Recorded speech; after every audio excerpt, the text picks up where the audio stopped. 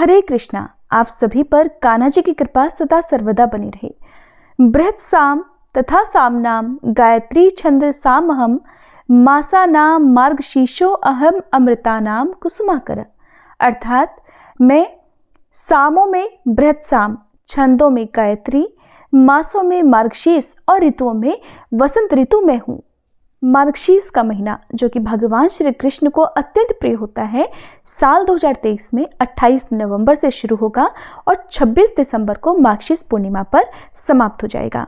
हिंदी पंचांग के अनुसार नवा महीना होता है मार्गशीर्ष मास का, जिसे हम और आप आम बोलचाल की भाषा में अगहन मास भी कहते हैं। ये महीना इतना पवित्र होता है कि भगवान गीता में स्वयं कहते हैं कि महीनों में मैं मार्गशीर्ष हूँ, और इसी महीने से सतयुग का प्रारंभ भी माना जाता है। वहीं ऋषि कश्यप ने इसी महीने में कश्मीर की रचना भी की थी।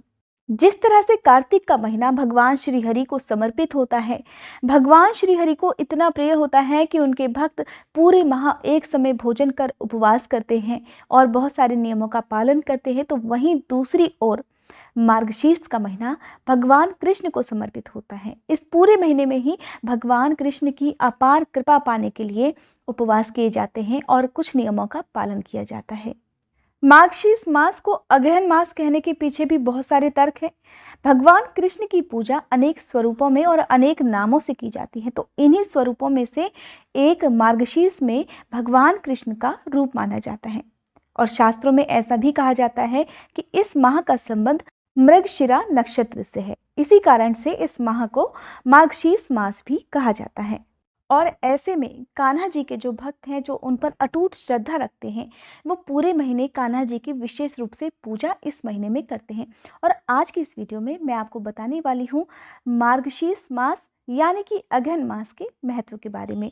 अगर आप अगहन मास के नियमों का पालन करना चाहते हैं, पूजा या उपवास करना चाहते हैं, तो आपको किन किन बातों का ध्यान रखना चाहिए, कौन कौन से ऐसे काम हैं जो आपको इस माह में नहीं करने चाहिए, और कौन से ऐसे काम हैं जिन्हें आपको इस महीने में करना चाहिए। देखिए, मार्गशीर्ष महीने में भगवान कृष्ण की पूजा सबसे उत्तम मानी गई है, और इसी महीने में कहा जाता है कि जो लोग नियमों का पालन करते हैं तो उन्हें जीरे का सबसे पहले त्याग करना चाहिए। केवल एक जीरा ऐसी वस्तु है जिसका त्याग आपको इस महीने में करना चाहिए। आप देखिए, शरीर पर तेल लगाने के लिए कहा जाता है कि इस माह में बहुत उत्तम रहता है। तो आप अगर उपवास करें ना करें, पूजा के नियमों का पालन करें ना करें, तो मार्गशीर्ष के महीने में आप हो सके तो रोज़, नहीं तो जब भी आपके लिए संभव हो, एक दिन छोड़ के, 2 दिन छोड़ के, या हफ्ते में एक दिन अपने शरीर पर तेल की मालिश जरूर करें। और सबसे पहली बात, अगर आप मार्गशीर्ष मास के नियमों का पालन करना ही चाहते हैं, या देखिए कुछ लोग तो पूरे महीने उपवास करते हैं, अगर आप पूरे महीने उपवास ना कर पाएँ, सभी नियमों का पालन ना कर पाएँ, तो आप कम से कम 5, 7 या 11 दिन आप नियमों का पालन कर सकते हैं। आपकी श्रद्धा है, और आप अगर नियमों का पालन नहीं भी करते तो भी आप भगवान कृष्ण की पूजा अपने सच्चे मन से, अपने अंतर मन से करते रहें। आपको कृष्ण भगवान हमेशा प्रिय रहेंगे। तो देखिए, अगर आप नियमों का पालन करना चाहते हैं या उपवास रखना चाहते हैं, क्योंकि बहुत से लोग, जैसे मैंने आपको बताया कि कार्तिक मास की तरह इस मास में भी केवल एक समय भोजन ग्रहण करते हैं, दिन भर उपवास रखते हैं और रात को जो है वो शाम की पूजा करने के बाद भोजन अन्न ग्रहण कर सकते हैं, शुद्ध सात्विक अन्न ग्रहण करते हैं। तो अगर आप ऐसा करना चाहते हैं तो मार्गशीर्ष मास के पहले दिन, अगर आप सभी दिनों की पूजा करना चाहते हैं, नियमों का पालन करना चाहते हैं, तो आप पहले दिन संकल्प जरूर लें कि आप मार्गशीर्ष मास के नियमों का पालन करने जा रहे हैं, और भगवान कृष्ण की कृपा पाने के लिए आप इतने दिन तक व्रत रखेंगे। अगर आपने केवल 5, 7 या 11 दिन रखने हैं, तो आप जिस दिन से पहला नियम प्रारंभ करेंगे, पहला दिन आप प्रारंभ करने वाले हैं अपनी पूजा का, उस दिन से आप नियमों का पालन करें और उसी दिन आप संकल्प लें। साथ ही आपको इस बात का भी संकल्प लेना चाहिए कि आप पूरे मार्गशीर्ष के महीने में ना तो किसी की निंदा करेंगे और ना ही सुनेंगे। अगर गलती से आपके मन में दूसरों के प्रति निंदा का भाव, बुराई का भाव आ भी जाए, तो आप ओम श्री कृष्णाय नमः या ओम श्री दामोदराय नमः ऐसा कहकर अपने इष्ट से, अपने कन्हैया जी से क्षमा जरूर मांग ले, वो आपको जरूर क्षमा कर देंगे। वैसे तो बहुत ज़्यादा कठिन नियम नहीं है इस महीने में जिनका आप पालन ना कर पाए। तो देखिए, कृष्ण भगवान की अगर मूर्ति आपके पास है, चाहे वो किसी भी रूप में हो, चाहे वो लड्डू गोपाल हो या नॉर्मल कृष्ण भगवान की मूर्ति आपके पास है या तस्वीर आपके पास है, तो आप हर दिन उनकी पूजा करें, सुबह और शाम पूजा करें। और आप जब भी भोजन करें, चाहे वो सुबह दोपहर शाम का हो, तो सबसे पहले आप कृष्ण भगवान को भोग जरूर लगाएं। उन्हें नियम से हर दिन तुलसी दल या तुलसी जी की मंजरी जरूर अर्पित करें। बिना आप भगवान कृष्ण को भोग लगाए कुछ भी ग्रहण ना करें। साथ ही इस बात का भी ध्यान रखना है कि जितने दिन भी आपने नियमों का पालन किया है उतने दिन आपके घर में शुद्ध सात्विक भोजन बनना चाहिए। कई बार ऐसा होता है कि आपके घर में इन नियमों का पालन नहीं हो पाता, लेकिन अगर केवल आप ही अपने घर में इकलौते हैं जो इन नियमों का पालन करना चाहते हैं, तो कम से कम आप शुद्ध सात्विक भोजन प्रयोग करें। कन्हैया जी की अगर मूर्ति है तो आप हर दिन उन्हें नियम से स्नान कराएं, पंचामृत से स्नान करा सकते हैं, सादे जल से स्नान करा सकते हैं। फिर एक साफ कपड़े से पोंछकर उन्हें नए वस्त्र पहनाएं, उन्हें तिलक लगाएं, उनका श्रृंगार करें, पूजा करें, धूप दीपक जलाएं। और देखिए, जैसा कि मैंने आपको बताया कि तुलसी दल तो आप अर्पित करें ही, अगर आपके लिए संभव हो तो आप हर दिन माखन मिश्री का भोग लगा सकते हैं। माखन अगर आपको हर दिन ना मिल पाए तो केवल मिश्री का भी भोग आप लगा सकते हैं, लेकिन तुलसी दल के साथ। अब देखिए, नियमित रूप से गीता का पाठ मार्गशीर्ष महीने में आपको करना चाहिए। अब गीता के पाठ करने में हो सकता है आपको बहुत मुश्किल हो, कई बार महिलाओं को पीरियड्स होने लगते हैं, तो ऐसे में वो नियमित रूप से पाठ नहीं कर सकती हैं। तो आपको क्या करना चाहिए, उन 5 या 7 दिनों में आप अपने घर में किसी भी पवित्र वस्तु को ना छुएं।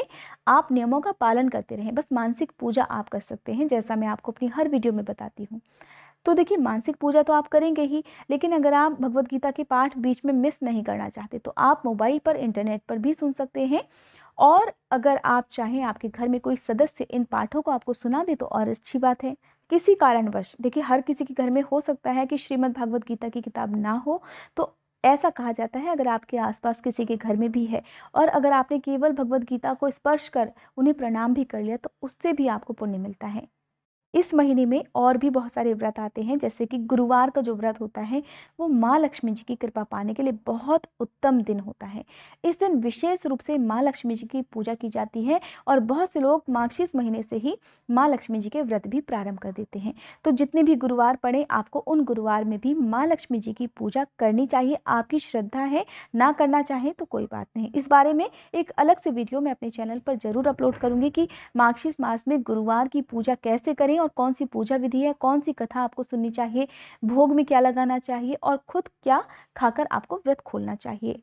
इस महीने में सुबह ब्रह्म मुहूर्त में उठकर स्नान करने के बाद सूर्य देवता को अर्घ्य देना चाहिए। तुलसी जी की पूजा आपको नियमित रूप से करनी चाहिए, तुलसी जी में दीपदान करना चाहिए और हो सके तो आप मार्गशीर्ष महीने में हर दिन एक दिया अपने घर के मुख्य दरवाजे पर जरूर जलाएं। जितने भी पवित्र वृक्ष हैं उनमें से जो भी आपके पास आसपास हो तो वहाँ आप दीपदान करें। मंदिर में आप दीपदान कर सकते हैं। इसके अलावा आप अपने घर में जहाँ भी पानी स्टोर करके रखते हैं वहाँ दीपदान कर सकते हैं। संभव हो तो बहते जल में अगर आप कर सके दीपदान तो बहुत अच्छी बात है।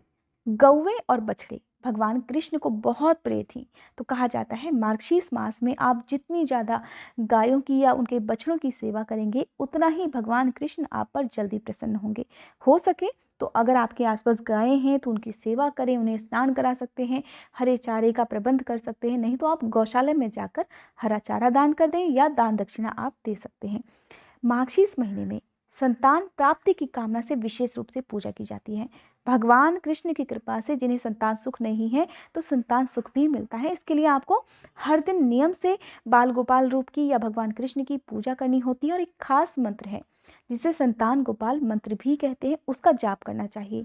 इस जाप के बाद माखन मिश्री का और तुलसी दल का भोग आपको भगवान कृष्ण को लगाना चाहिए। अगर आपके पास भगवान कृष्ण की मूर्ति तस्वीर नहीं है तो आप विष्णु भगवान की भी पूजा इस मास में कर सकते हैं। संतान गोपाल मंत्र है, देवकी सुत गोविंद वासुदेव जगतपते देहि में तनयम कृष्णम त्वामहम शरणम गतः। इस मंत्र का जाप आपको भगवान कृष्ण की मूर्ति के सामने एक आसन पर बैठकर करना चाहिए, पूर्व दिशा की तरफ मुंह करके, और साथ ही आप अपने भगवान पर अटूट श्रद्धा और विश्वास रखकर इस मंत्र का अगर आप जाप करेंगे तो जो लोगों को संतान सुख नहीं है भगवान कृष्ण की कृपा से उन्हें संतान सुख प्राप्त होगा। यह महीना इतना पवित्र होता है, कहते हैं कि अगर अविवाहित लोग विवाह की कामना से इस मास में भगवान कृष्ण की पूजा करें तो उन्हें भी विवाह में आने वाली जो परेशानियां उनसे मुक्ति मिल जाती है, उनका विवाह भी जल्दी हो जाता है और मनचाहे जीवन साथी से अगर ऐसे लोग विवाह करने के इच्छुक हैं तो उन्हें मनचाहा जीवन साथी भी प्राप्त होता है। इस पूरे महीने में रात को चंद्र देवता की पूजा कर उन्हें जल भी अर्पित करना चाहिए। अगर आप हर दिन ऐसा ना कर पाएं तो खासकर पूर्णिमा के दिन या शुक्ल पक्ष के दिनों में आप जितने दिन संभव हो सके उतने दिन शाम को स्नान करके या केवल मुंह हाथ धोकर आप चंद्र देवता की पूजा करें या चंद्र देवता के सामने कुछ देर खड़े होकर आंखें बंद कर चंद्र देवता से आप प्रार्थना जरूर करें। ऐसा करने से कुंडली में अगर चंद्र दोष है तो वो भी कम हो जाता है या दूर हो जाता है। भगवान कृष्ण की और सत्यनारायण भगवान की कथा का पाठ मार्गशीर्ष मास में आपको करना चाहिए। हो सके तो आप हर दिन भगवान कृष्ण की कथाएं भी सुन सकते हैं और अगर आप ये कथाएं सुनना भी चाहते हैं तो मेरे चैनल पर आपको हर दिन सुबह के समय भगवान कृष्ण की नई नई कथाएं भी आपको सुनने को मिलेंगी, जैसा कि मैं अपनी हर वीडियो में अपलोड करती जा रही हूँ। इसके साथ ही सफ़ेद रंग की चीज़ों का ज़्यादा से ज़्यादा दान आपको इस महीने में करना चाहिए। फलों का, मौसमी फलों का दान आप कर सकते हैं, अनाज का दान कर सकते हैं, गर्म कपड़ों का दान आप निर्धन व्यक्तियों को अगर करेंगे तो कहते हैं कि इस दिन और इस महीने में किया गया दान सबसे ज़्यादा पुण्य देने वाला होता है।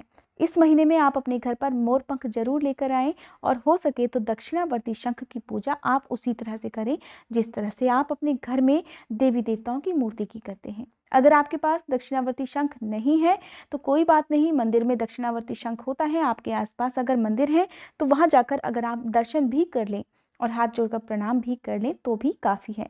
जो लोग अगहन मास के नियमों का पालन करना चाहते हैं उन्हें ब्रह्म मुहूर्त में उठकर स्नान करना चाहिए, लेकिन स्नान करने से पहले आपको अपने माथे पर या अपने शरीर पर, अपनी हथेलियों पर तुलसी जी के जड़ की मिट्टी लेकर उसे लगाना है और उसके बाद ही स्नान करना चाहिए। साथ ही इस महीने में आप जितना हो सके उतना जप तप और ध्यान करें, दान दे सकते हैं और शाम के समय आप तुलसी जी की पूजा करें और दिन में आपको जैसा बताया है कि भगवान कृष्ण की पूजा आप सुबह और शाम जरूर करें।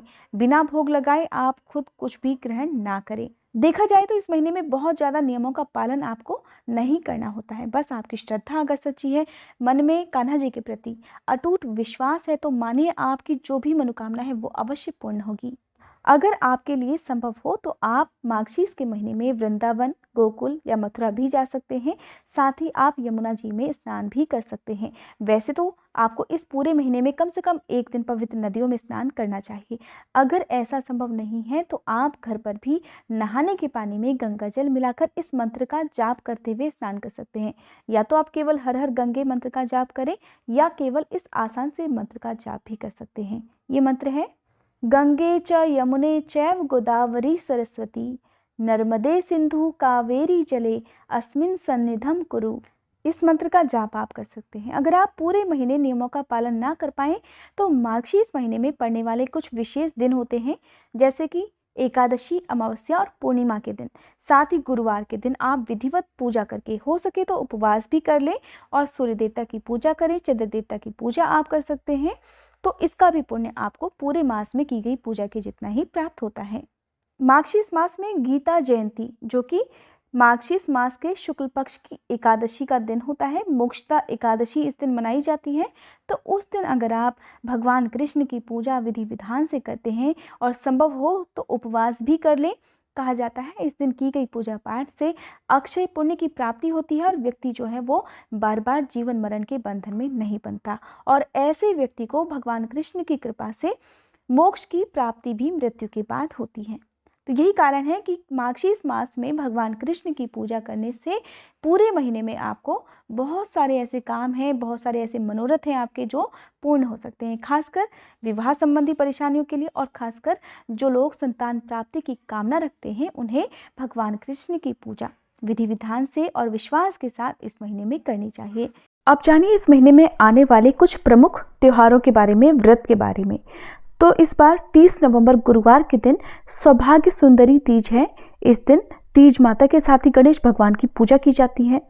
8 दिसंबर शुक्रवार को उत्पन्ना एकादशी और 9 दिसंबर शनिवार को वैष्णव उत्पन्ना एकादशी का व्रत रखा जाएगा। 12 दिसंबर मंगलवार के दिन भौमवती अमावस्या रहेगी। 22 दिसंबर शुक्रवार को मोक्षदा एकादशी रहेगी और इसी दिन गीता जयंती है। 23 दिसंबर शनिवार को वैकुंठ एकादशी और गौड़ मोक्षदा एकादशी रहेगी, जिसे सभी वैष्णव संप्रदाय के लोग या इस्कॉन से जुड़े हुए लोग रखते हैं। और 26 दिसंबर मंगलवार के दिन मार्गशीर्ष पूर्णिमा का व्रत रखा जाएगा। इसी के साथ ही मार्गशीर्ष यानी अगहन मास की समाप्ति हो जाएगी। अगर आपको ये जानकारी पसंद आई हो तो वीडियो को लाइक करके हमारे चैनल पर हर दिन अपलोड होने वाली कथाओं को जरूर सुनिएगा।